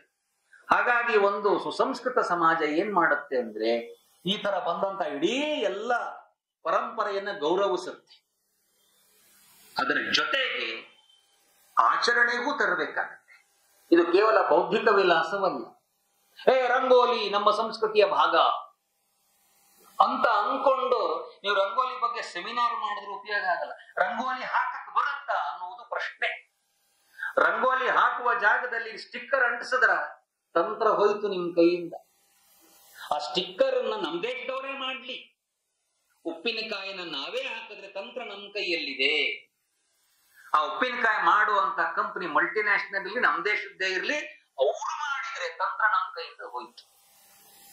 ಅಂದ್ರೆ ಹಿಂದುತ್ವವನ್ನ ನಡೆಸುವ ಸಮಾಜ ಬೇಕಾಗುತ್ತೆ. ಆ ಸಮಾಜ ಯಾರಾದ್ರೂ ನಾವೇ. ಇನ್ನೆಲ್ಲ ಹುಡುಕದ್ ಹಿಂದುತ್ವವನ್ನು ಹುಡುಕುವುದು ಎಲ್ಲಿ? ಸುಮಾರು ಜನಕ್ಕೆ ಈ ಗೊಂದಲ ಇರುತ್ತೆ, ಎಲ್ಲಿ ಹುಡುಕದ್ ಇದನ್ನ? ಎಲ್ಲಿ ಹುಡುಕದ ಅವಶ್ಯಕತೆ ಇಲ್ಲ. ಇದು ನಾವೇ ಹಿಂದುತ್ವವನ್ನ ನಮ್ಮ ಮನೆಯಲ್ಲಿ ನನ್ನಲ್ಲೇ ಹುಡುಕಬಹುದು. ನನ್ನ ಹುಡುಕಿದಾಗ ನನ್ಗೂ ಗೊತ್ತಾಗುತ್ತೆ ನನ್ನಲ್ಲಿರೋ ಒಳ್ಳೇದು ಏನು, ನನ್ನಲ್ಲಿ ಏನ್ ದೋಷ ಇದೆ, ಹಿಂದುತ್ವದಂತೆ ನನ್ನಲ್ಲಿ ಏನಿಲ್ಲ. ಅದಕ್ಕೆ ಸತತವಾಗಿ ನಮ್ಮನ್ನ ನಾವು ಶೋಧಿಸಿಕೊಳ್ಳುವ ಒಂದು ದೊಡ್ಡದಾದಂತ ಪ್ರಯಾಣ. ಈ ಪ್ರಯಾಣದಲ್ಲಿ ಒಂದು ಸಮಾಜ ಅದರ ಅಂತಃಸತ್ವಕ್ಕೆ ಯಾವಾಗ್ಲೂ ನೀನ್ ಯಾರು ಅಂತ ಹೇಳ್ಕೊಡ್ಬೇಕಾಗುತ್ತೆ. ಎಲ್ಲಾ ನಮ್ಮ ದೇಶದ ಬಹುತಾಂಶ ಚಲನಚಿತ್ರಗಳ ಕಥೆ ಏನು ಅಂದ್ರೆ ಅಣ್ಣ ತಮ್ಮಂದ್ರಿಬ್ಬರು ಒಂದೇ ತಾಯಿಯ ಮಕ್ಕಳು ಬೇರೆ ಆಗ್ಬಿಟ್ಟಿರ್ತಾರೆ. ಎಷ್ಟು ರೋಚಕವಾದ ಕಥೆ. ಇಬ್ರು ಫೈಟಿಂಗ್ ಆಡ್ತಾ ಇರ್ತಾರೆ. ಇದ್ದಕ್ಕಿದ್ದಂಗೆ ಇಲ್ಲೊಂದು ಮಚ್ಚೆ ಇರುತ್ತೆ, ಅಲ್ಲೊಂದು ಮಚ್ಚೆ ಇರುತ್ತೆ. ಓ ಬಾಯಿ ಅಂತ. ಅಂದ್ರೆ ಈ ಅರಿವು ಇದು ಬಹಳ ಮಹತ್ವ. ಹಿಂದೂಗಳಿಗೆ ನೀನ್ ಹಿಂದೂ ಇದೆಯಾ ಅನ್ನೋ ಅರಿವಿದೆಯಲ್ಲ, ಇದು ಬಹಳ ದೊಡ್ಡ ಅವಶ್ಯಕತೆ. ಅದಕ್ಕೆ ಹಿಂದೂಗಳಿಗೆ ಹಿಂದುತ್ವ ಏನು ಅನ್ನೋದು ಪ್ರಸ್ತುತಗೊಳಿಸ್ಬೇಕಾಗುತ್ತೆ. ಕಸವನ್ನು ಹಿಂದುತ್ವ ಅಂತ ಆರೋಪ ನಮ್ಮ ಮೇಲೆ ಮಾಡ್ತಿರುವಾಗ ಯಾವ್ದಲ್ಲ ಅನ್ನೋದನ್ನ ಹೇಳುವ ಅವಶ್ಯಕತೆನೇ ಇದೆ, ಯಾವ್ದು ಹೌದು ಅಂತ ಹೇಳುವ ಅವಶ್ಯಕತೆಯೂ ಇದೆ. ಅದಕ್ಕೆ ಪ್ರಾಂಜಲ ಮನಸ್ಸಿನಿಂದ ದೋಷಗಳನ್ನು ಒಪ್ಕೊಳ್ಳೋದು ಹಿಂದುತ್ವನೇ. ಎಲ್ಲ ಸರಿಗೇ ಇದೆ, ಯಾಕೆ ಅಂದ್ರೆ ಪುರಾಣ ಕಾಲದಿಂದ ಬಂದಿದೆ. ಅದಕ್ಕೆ ನಮ್ಮಲ್ಲೇ ಶಾಸ್ತ್ರದಲ್ಲೇ ಇದೆ, ಪುರಾಣ ಮಿತ್ಯೇವನ ಸಾಧು ಸರ್ವಂ. ಹಿಂದಿಂದ ಬಂದಿದೆ ಅನ್ನೋಕ್ಕೋಸ್ಕರ ಅದು ಸರಿಯಲ್ಲ. ಸಂತ ಪರೀಕ್ಷಾನ್ ಪರಮ ಅಂದ್ರೆ ಈಗಿನ ಕಾಲದ ಸಂತರು ಅದನ್ನ ಪರೀಕ್ಷೆ ಮಾಡಬೇಕು, ಇದು ಸರಿ ಇದೆಯಾ ಅಂತ ಈಗ ಹೇಳ್ಬೇಕಾಗುತ್ತೆ. ನಮ್ಮಲ್ಲಿ ಹೇಳ್ಕೊಂಡು ಬಂದಿಲ್ಲ. ಆ ಹಿನ್ನೆಲೆ ಒಳಗಡೆ ಹಿಂದುತ್ವನ ಅತ್ಯಂತ ಡೈನಮಿಕ್ ಆದಂತ ವಿಷಯ. ಅದು ನಮ್ಮ ಪ್ರಾರಂಭದಲ್ಲಿ ಹೇಳಿದ್ವಿ. ಯಾಕೆಂದ್ರೆ ಒಂದು ಸೆಲ್ಫ್ ನೆಗೇಷನ್ ನಿಂದ ಒಂದು ಆತ್ಮಹೀನಾಯತೆಯ ಒಂದು ಭಾವ ಹಿಂದೂಗಳಲ್ಲಿ ಬಂದಿತ್ತು. ಬಂದಾಗ ಒಂದು ಹಿಂದೂ ಅಂದ್ಬಿಟ್ರೆ ಎಲ್ಲೋ ನಮ್ಮ ಮೇಲೆ ಆರೋಪನೇನೋ, ಅಲ್ಲ ಅಂತ ಹೇಳ್ಕೋಬೇಕೇನೋ ಅನ್ನುವ ಹಂತ ದಾಟಿ ಒಂದ್ ಸ್ವಲ್ಪ ಇರ್ಲಿ ಹಿಂದೂ ಅನ್ನೋದು ಅಭಿಮಾನದ ಸಂಗತಿ. ಅದನ್ನ ವಿವೇಕಾನಂದರು ಆ ಕಾಲಕ್ಕೆ 100 ವರ್ಷದ ಹಿಂದೆ ಅವರು ಹೇಳಿದ್ರು, ನಾನು ಅತ್ಯಂತ ಸಾಮಾನ್ಯ ವ್ಯಕ್ತಿ, ಆದರೆ ನನಗೊಂದು ಅಭಿಮಾನ ಏನಂದ್ರೆ I am standing on a bedrock called Hinduism ಅಂತ. ಈ ಶಬ್ದಗಳ ಬಗ್ಗೆ ತುಂಬಾ ಚರ್ಚೆಯನ್ನ ಮಾಡಬಹುದು. ಹಿಂದೂಯಿಸಂ ಅನ್ನುವುದಕ್ಕಿಂತ ಹಿಂದೂನೆಸ್ ಅನ್ನೋದು ಒಳ್ಳೆಯದು. ಆದ್ರೆ ಅವ್ರು ಯಾವಾಗ ಹಿಂದೂಯಿಸಂ ಅಂತ ಹೇಳ್ತಿದ್ರು ಆವಾಗ ಅವರು ಹಿಂದೂನೆಸ್ನೇ ಹೇಳಿದ್ರು. ಆವಾಗ I thank you in the name of the mother of religions ಅಂತ ಹೇಳಿದ್ರು. ಅಂದ್ರೆ ಎಲ್ಲಾ ರಿಲಿಜನ್ಗಳ ತಾಯಿ ಇದು ಹಿಂದುತ್ವ. ಆ ಹಿನ್ನೆಲೆ ಒಳಗಡೆ ನಾವು ಹಿಂದುತ್ವವನ್ನ ನೋಡ್ಬೇಕು. ಹೇಳುವವರು ಬೇಕಾಷ್ಟು ಪಾಪ ಅವರು ಮಾರ್ಗಗಳನ್ನ ಅವರು ಬೆಳೀತಿದ್ದಾರೆ ಅಂತ ನಾನು ಅನ್ಕೋತೀನಿ. ಕೆಲವೊಮ್ಮೆ ಗೋಲ್ ಪೋಸ್ಟ್ ಚೇಂಜ್ ಮಾಡೋದು ಇರಬಹುದು. ಅದರಲ್ಲಿ ಅದೇನ್ ಹೇಳ್ತಾರೆ, Hindu dharma is okay, Hinduism not okay. Next ಅವ್ರು ಹೇಳಿದ್ರು Hindu dharma is good, Hinduism is okay, but Hindutva is not. Next ಹೇಳಿದ್ರು Hindu dharma is super, Hinduism are fine, RSS Hindutva is bad, we accept Vivekananda's Hindutva. ಈಗ ನಮ್ದು ಯಾವ ಹೊಸ ಹಿಂದುತ್ವ ನಾವು ಹೊಟ್ಟಿರ್ತವ ಸಾಕ್ತವ ಅಂತ ಒಂದು ಗೊಂದಲ ಶುರುವಾಗಿ ನಮ್ಮ ಹಿಂದುತ್ವ ಯಾವುದು, ಅವ್ರ ಹಿಂದುತ್ವ ಏನ ಬೇರೆನಾ? ಈ ಕನ್ಫ್ಯೂಷನ್ ಉಂಟು ಮಾಡುವುದು ಅವ್ರು ಬೆಳೀತಿದ್ದಾರೆ ಅಂತ ಅರ್ಥ. ಅವರು ಪಾಪ ಯೋಚನೆ ಮಾಡ್ತಾ ಇದ್ದಾರೆ, ಏನಿದು ನಾವು ಹಿಂದೂ ಧರ್ಮ ಬೈತಾ ಎಡವಟ್ಟಾಯ್ತಾ? ನಮಗೆ ನಮ್ ಗೋಲ್ ಪೋಸ್ಟ್ ಕರೆಕ್ಟ್ ಆಗಿದೆ, ಏನ್ ಚಿಂತೆ ಮಾಡೋ ಅವಶ್ಯಕತೆ ಇಲ್ಲ. ನಮ್ಗೆ ಆ ಕಡೆದು ಗೋಲ್ ಗೊತ್ತಿದೆ, ಈ ಕಡೆದು ಗೋಲ್ ಗೊತ್ತಿದೆ. ಅದಕ್ಕೆ ಹಿಂದುತ್ವ ಅನ್ನುವಂತಹ ಚಿರಂತನವಾದಂತ ಮೌಲ್ಯಗಳು, ಅದನ್ನ ಧರಿಸುವ ಸಮಾಜಕ್ಕೆ ಬೇಕಾದಂತ ವ್ಯವಸ್ಥೆಗಳು, ಈ ಸಮಾಜಕ್ಕೆ ಪ್ರೇರಣೆ ಕೊಡುವಂತಹ ಎಲ್ಲಾ ಪರಂಪರೆಗಳು, ಹೋರಾಟಗಳು, ಸಾಹಿತ್ಯ, ಕಲೆ, ಇಲ್ಲಿ ನೃತ್ಯ ಹಿಂದುತ್ವ ಹೌದಾ ಅಲ್ವ? ಊಟ ಹಿಂದುತ್ವ ಹೌದೋ ಅಲ್ವ? ನಮ್ಮ ದೇಶದ ಸಾಂಸ್ಕೃತಿಕ ಕಾರ್ಯಕ್ರಮ ಹೆಸರು ಡ್ಯಾನ್ಸ್ ಮಾತ್ರ ಇಟ್ಟುಬಿಟ್ಟಿದ್ವಿ ನಾವು. ಹಾಗೆ ಊಟ ಸಂಸ್ಕೃತಿ ಅಲ್ವಾ, ಮಾತು ಸಂಸ್ಕೃತಿ ಅಲ್ವಾ, ಅದು ಕಲಾ ಪ್ರದರ್ಶನ ಅಷ್ಟೇ. ಅದಕ್ಕೆ ಈ ಶಬ್ದಗಳನ್ನು ಕೂಡ ನಾವು ಸರಿಯಾದ ಮೌಲ್ಯದಲ್ಲಿ ಅದನ್ನು ತರಬೇಕಾಗತ್ತೆ. ಆ ಹಿನ್ನೆಲೆ ಒಳಗಡೆ ಹಿಂದುತ್ವದ ಶಬ್ದಗಳ ಸರಿಯಾದ ಪ್ರಸ್ತುತಿ ಇದು ಒಂದು. ಎರಡನೇದು, ಅದನ್ನ ಆಚರಿಸಬೇಕಾದಂತಹ ಒಂದು ಸೌಷ್ಠವಾಯಿ ಸಮಾಜಕ್ಕೆ ಬೇಕಾಗಿದೆ. ಯಾಕೆಂದ್ರೆ ನಾವು ಇಷ್ಟೆಲ್ಲ ಪರಿಸರದ ಬಗ್ಗೆ ಹೇಳಿದ್ರು, ನಡವಳಿಕೆಯಲ್ಲಿ ನೋಡಿದಾಗ ಗಂಗೆಯಲ್ಲಿ ಸ್ನಾನ ಮಾಡಿದ್ರೆ ಎಷ್ಟು ಒಳ್ಳೇದು ಅಂತ ಹೇಳಿ 66 ಕೋಟಿ ಜನ ಹೋಗಿ ಸ್ನಾನ ಮಾಡಿದ್ರು. ನಮ್ಮ ಊರುಗಳ ಗಂಗೆಯ ಸ್ಥಿತಿ ಏನು? ಬೆಂಗಳೂರಿನ ಕೆಂಪೇಗೌಡರ ಕಾಲದ ಬೆಂಗಳೂರು ಹೇಗಿದೆ, ನಮ್ಮ ರಘುನಂದನ್ ನಮ್ಮ ಕಾಲದ ಬೆಂಗಳೂರು ಹೇಗಿದೆ? ನಾವು ಅದೇ ರೀತಿಯಲ್ಲಿ ಈ ನದಿಗಳನ್ನ ದೇವಿ ಅಂತ ನೋಡ್ತಿದೀವಾ ಇಲ್ವಾ? ಅಂದ್ರೆ ಆ ರೀತಿ ನೋಡ್ಬೇಕಲ್ಲ ಹಿಂದುತ್ವ ಅನ್ನೋದು. ಮರಗಳನ್ನ ಗಿಡಗಳನ್ನ ದೇವಿ ಅಂತ ಹೇಳಿ ಅದಕ್ಕೆ ಸೀರೆ ಸುತ್ತಿ ಪೂಜೆ ಮಾಡುವುದು ಬಹಳ ಅವಶ್ಯ. ಆದ್ರೆ ಅದರಷ್ಟೇ ಅವಶ್ಯ ಅದರ ಸಂರಕ್ಷಣೆ, ಅದರ ಸಂವರ್ಧನೆ, ಅದು ಮಾಡ್ತಾ ಇದೀವ ಅಂತಾನು ನೋಡ್ಬೇಕಾಗುತ್ತೆ. ಆ ಹಿನ್ನೆಲೆ ಒಳಗಡೆ ಹಿಂದೂ ಸಮಾಜ ತನ್ನಂತಾನು ಆತ್ಮ ಪರೀಕ್ಷಣೆಯನ್ನು ಮಾಡಿಕೊಂಡು ಪರಿವರ್ತನೆಗೂ ತನ್ನನ್ನು ತೆರ್ಕೊಳ್ಬೇಕೋಸ್ಕರ ಪಂಚಪರಿವರ್ತನೆಯ ಚರ್ಚೆಗಳನ್ನು ಕೂಡ ನಾವು ಮಾಡ್ತಾ ಇದ್ದೀವಿ. ಅದು ವ್ಯಕ್ತಿಯಾಗಿ ನನ್ನಲ್ಲಿ, ಸಮಾಜವಾಗಿ ಅದನ್ನ ನಮ್ಮ ಓಣಿಗಳಲ್ಲಿ ತರುವುದು ಹೇಗೆ ಅನ್ನೋದು ಕೂಡ ಈ ಸಮಾಜ ಇದೆ ಅಂತ ಅರ್ಥ ಅಲ್ಲ. ಅದು ತುಂಬಾ ರೀತಿಯಲ್ಲಿ ಪ್ರಯತ್ನಗಳನ್ನ ಮಾಡಬೇಕು. ಆ ಪ್ರಯತ್ನಗಳನ್ನ ಮಾಡೋದಕ್ಕೂ ಕೂಡ ಹಿಂದುತ್ವ ಅನ್ನೋ ಶಬ್ದವು ನಮ್ಗೊಂದು ಶಕ್ತಿಯನ್ನ ಕೊಡುತ್ತೆ. ಯಾಕೆಂದ್ರೆ ಶಬ್ದಕ್ಕೂ ನಿಧಾನಕ್ಕೆ ಒಂದು ತಪಶಕ್ತಿ ಬರುತ್ತೆ. ನಾನು ಹಿಂದೂ ಅಂತ ಅನ್ಕೊಂಡ ತಕ್ಷಣನೇ ನನಗೆ ಈ ದೊಡ್ಡ ಪರಂಪರೆಯ ಭಾಗ ನಾನು ಅನ್ನೋ ಅರಿವಿದೆಯಲ್ಲ, ಅದು ಒಂದು ಪ್ರೇರಣೆಯನ್ನು, ಒಂದು ಜವಾಬ್ದಾರಿಯನ್ನು ಎರಡೂ ಕೊಡುತ್ತೆ. ಆ ಹಿನ್ನೆಲೆ ಹಿಂದುತ್ವ ಅನ್ನೋದು ಈ ದೇಶದ ರಾಷ್ಟ್ರೀಯ ಕ್ಯಾರೆಕ್ಟರ್ ಆದ್ರಿಂದ ಅದು ನಿಧಾನಕ್ಕೆ ನೋಡಿದ್ರೆ ಅದು ಈ ಭೂಗೋಳಕ್ಕಷ್ಟೇ ಒಳ್ಳೇದು ಮಾಡೋ ವಿಷಯ ಅಲ್ಲ. ಅದು ಪ್ರಪಂಚಕ್ಕೆ ಒಂದು ಜೀವನ ವಿಧಾನವನ್ನ ಕೊಡುತ್ತೆ. ಹಿಂದುತ್ವ ಒಂದು ಸಮಗ್ರ ಜೀವನ ವಿಧಾನವೂ ಹೌದು. ಅದಕ್ಕೆ ನಾನು ಸತ್ಯರಥ ಧರ್ಮ ಅಂದಾಗ ರಥ ಅನ್ನುವುದು ಕಾಸ್ಮಿಕ್ ಲಾಸ್ಗೆ ಸಂಬಂಧಪಟ್ಟಿದ್ದು. ಸತ್ಯವನ್ನ ಋತವನ್ನ ಒಳಗೊಂಡಿದ್ದು ಧರ್ಮ. ಅದಕ್ಕೆ ಧರ್ಮ ಅನ್ನೋದು ಅತ್ಯಂತ ಸಮಗ್ರವಾದಂತ ವಿಷಯ. ಆ ಹಿನ್ನೆಲೆ ಒಳಗಡೆ ಧರ್ಮ ಇರ್ರೆಲೆವೆಂಟ್ ಆಗುವ ಪ್ರಶ್ನೆನೇ ಬರುತ್ತೆ. ಧರ್ಮ ಅನ್ನೋ ಶಬ್ದದ ಅರ್ಥವೇ ಅದು ಸದಾ ಕಾಲಕ್ಕೆ ಪ್ರಸ್ತುತವಾಗ್ತದೆ. ಅದನ್ನ ಸರಿಯಾದ ರೀತಿಯಲ್ಲಿ ಪ್ರಸ್ತುತಿ ಮಾಡುವ ಅವಶ್ಯಕತೆ ಇರುತ್ತೆ. ಯಾಕಂದ್ರೆ ಯಾವಾಗಲೂ ಕಾಲ ಕಾಲಕ್ಕೆ ಅವತ್ತಿನ ಲೆಕ್ಸಿಕನ್ ಅದು ಬದಲಾಗ್ತಾ ಇರುತ್ತೆ. ಒಂದು ಕಾಲಕ್ಕೆ ದೇವರು ಅನ್ನುವುದು ಎಲ್ಲರಿಗೂ ಹಿಡಿಸುವ ಒಂದು ಶಬ್ದವಾಗಿದೆ. ಈಗ ಈ ಕಾಲಕ್ಕೆ ಎಲ್ಲಕ್ಕೂ ಕೂಡ ಸೈನ್ಸ್ ಅನ್ನುವುದು ಶಬ್ದ. ನಮ್ಗೇನು ಸೈನ್ಸ್ ಅನ್ನೋ ಶಬ್ದಕ್ಕೆ ವಿರೋಧ ಏನಿಲ್ಲ. ಲಾಜಿಕ್ ಅನ್ನುವುದು ಭಾರತದ ದರ್ಶನ ಶಾಸ್ತ್ರದ ಮೂಲಾಧಾರ. ಅದಕ್ಕೆ ತುಂಬಾ ಜನ ನಾವು ಶ್ರದ್ಧೆ ಅಷ್ಟೇ ಮುಖ್ಯ ಅಪ್ಪ, ಅಲ್ಲ ಅಲ್ಲ. ಭಗವದ್ಗೀತೆಯಲ್ಲಿ ಶ್ರದ್ಧಾವಾನ್ ಲಭತೆ ಜ್ಞಾನಂ ಅಂತ ನಾವು ಅಷ್ಟೇ ಹೇಳ್ಬಿಟ್ಬಿಡ್ತೀವಿ. ಆ ಶ್ಲೋಕ ಅಷ್ಟೇ ಇಲ್ಲ. ಶ್ರದ್ಧಾವಾನ್ ಲಭತೆ ಜ್ಞಾನಂ ತತ್ಪರಃ ಸಂಯತೇಂದ್ರಿಯ ಅನ್ನೋದು ಪೂರ ಶ್ಲೋಕ. ಅಂದ್ರೆ ತತ್ಪರತೆ ಮತ್ತು ಇಂದ್ರಿಯ ನಿಗ್ರಹ, ಶ್ರದ್ಧೆಯ ಜೊತೆಗೆ ಈ ಮೂರು ಒಳಗೊಳ್ಳಬೇಕಾಗತ್ತೆ. ಅದರ ಅರ್ಥ ಏನು ಅಂದ್ರೆ ಈ ಮಾರ್ಗದಲ್ಲಿ ಹೋಗುವವನು ನಿರಂತರ ಪರೀಕ್ಷಣೆಯನ್ನ, ತಪಾಸಣೆಯನ್ನು ಮಾಡಲೇಬೇಕಾಗುತ್ತೆ. ಆ ಹಿನ್ನೆಲೆ ಒಳಗಡೆ ಹಿಂದುತ್ವ ಅನ್ನುವ ಶಬ್ದ ತುಂಬಾ ವ್ಯಾಪಕವಾದ ಅರ್ಥದಲ್ಲಿ, ಸಮಗ್ರವಾದ ರೀತಿಯಲ್ಲಿ ಇದನ್ನ ನಾವು ನೋಡುವ ಅವಶ್ಯಕತೆ ಇದೆ. ಅದಕ್ಕೆ ಒಂದು ವಿಚಾರದ ಮಂಡನೆಯ ದೃಷ್ಟಿಯಿಂದಲೂ ನೋಡಬೇಕು, ಕೆಲವೊಮ್ಮೆ ಯಾವುದಲ್ಲ ಅಂತ ಹೇಳುವುದಕ್ಕೂ ಮಾಡಬೇಕು, ಮತ್ತು ಅದರಂತೆ ಒಂದು ಸಮಾಜದ ಜೀವನ ಕ್ರಮ ಅದನ್ನು ರೂಪಿಸೋದ್ರಲ್ಲೂ ನಮ್ಮ ಪಾತ್ರ ಇದೆ. ಇಲ್ಲಿ ಕೂತಿರುವವರು ಕೇವಲ ಬೌದ್ಧಿಕ ವಿಲಾಸದವರು ಅಲ್ಲ. ನಾವು ಇದ್ರೂ ಕೂಡ ಬೌದ್ಧಿಕ ವಿಲಾಸ ಅಂದ್ರೆ ನಮ್ಗೇನೋ ಅದ್ರ ಬಗ್ಗೆ ಏನೋ ಆರೋಪ ಇದೆ, ನಮ್ಗೆ ಹಿಡಿಸಲ್ಲ ಅನ್ನೋದು ಅಷ್ಟೇ ಅರ್ಥ. ಅದರ ಅರ್ಥ ಏನು ಅಂದ್ರೆ ಕೇವಲ ಬುದ್ಧಿ ವಲಯದಲ್ಲಿ ಇರೋ ವಿಷಯ ಅಲ್ಲ, ಬುದ್ಧಿವಂತರ ವಲಯದಲ್ಲೂ ಇದನ್ನು ಪ್ರಸ್ತಾಪನೆ ಮಾಡಬೇಕು. ಅದರ ಜೊತೆಗೆ ಸಮಾಜದ ನಡವಳಿಕೆಯಲ್ಲೂ ಇದನ್ನು ತರಬೇಕು. ಈ ಎರಡೂ ಕೆಲಸವನ್ನ ಮಾಡೋ ದೃಷ್ಟಿಯಿಂದ ಸಮಸಾಮಯಿಕ ಸಂದರ್ಭಗಳಲ್ಲಿ ಈ ಮೂರು ಬೌದ್ಧಿಕ ಇದ್ರೊಳಗಡೆ ಇದೆ. ಒಂದು ಮೋಹನ್ ಭಾಗವತ್ ಅವರದೊಂದು ಭಾಷಣ ಇದೆ, ಹಾಗೆ ಸುರೇಶ್ ಜಿ ಸೋನಿ ಅವರ ಭಾಷಣ ಇದೆ, ಹಾಗೆ ಅರುಣ್ ಕುಮಾರ್ ಅವರ ಭಾಷಣ ಇದೆ. ಈ ಮೂರನ್ನು ತುಂಬಾ ಸಣ್ಣ ಪುಸ್ತಕ ಆದ್ರಿಂದ ಆಮೂಲಾಗ್ರವಾಗಿ ಓದಿ ಅದರಲ್ಲಿರೋ ಸಂದರ್ಭಗಳನ್ನು ಕೆಲವೊಮ್ಮೆ ನಮಗೂ ಸಣ್ಣ ಪುಟ್ಟ ಗೊಂದಲ ಆಗುವ ಸಂಭವ ಇದ್ದೇ ಇರುತ್ತೆ. ಯಾಕಂದ್ರೆ ಮನುಷ್ಯನ ಮೂಲ ಸ್ವಭಾವವೇ ಭಿನ್ನ ಭಿನ್ನವಾಗಿ ಯೋಚನೆ ಮಾಡುವುದು. ಅದಕ್ಕೆ ಪಿಂಡೇ ಪಿಂಡೇ ಮತಿರ್ ಭಿನ್ನಾಹ ಅಂತ ಹೇಳ್ತಾರೆ. ಅದು ನಮ್ಗೆ ಗೊತ್ತೇ ಇದೆ.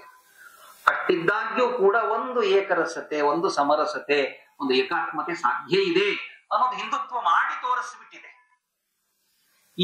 ಇವತ್ತಿನ ತಲ್ಲಣಕ್ಕೂ ಇದು ಉತ್ತರ ಕೊಡಬಲ್ಲದು ಅನ್ನೋದನ್ನ ನಾವೇ ಇವತ್ತು ಪ್ರೂವ್ ಮಾಡಬೇಕಾಗುತ್ತೆ. ಎಲ್ಲಾ ರೀತಿಯ ತಲ್ಲಣಗಳಲ್ಲೂ ಕೂಡ ಹೇಗೆ ಭಾರತ ಅಥವಾ ಹಿಂದುತ್ವದ ಚಿಂತನೆ ಈ ಎಲ್ಲಾ ಪ್ರಶ್ನೆಗಳಿಗೆ ಉತ್ತರವನ್ನ ಕೊಡಬಲ್ಲದು ಅನ್ನುವುದು ನಾವು ಪ್ರೆಸೆಂಟ್ ಮಾಡಬೇಕಾಗುತ್ತೆ. ಅದಕ್ಕೆ ಪ್ರಸ್ತುತಿ ಅನ್ನುವುದು ಕೂಡ ಬಹಳ ಅವಶ್ಯಕತೆ ಇದೆ ಅಂತ ನನ್ಗನ್ಸುತ್ತೆ.